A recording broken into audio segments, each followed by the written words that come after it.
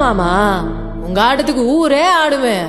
அதுக்கு ஒரு அடிய போட்டு விடுவோம் அப்படின்ற ம், ம்.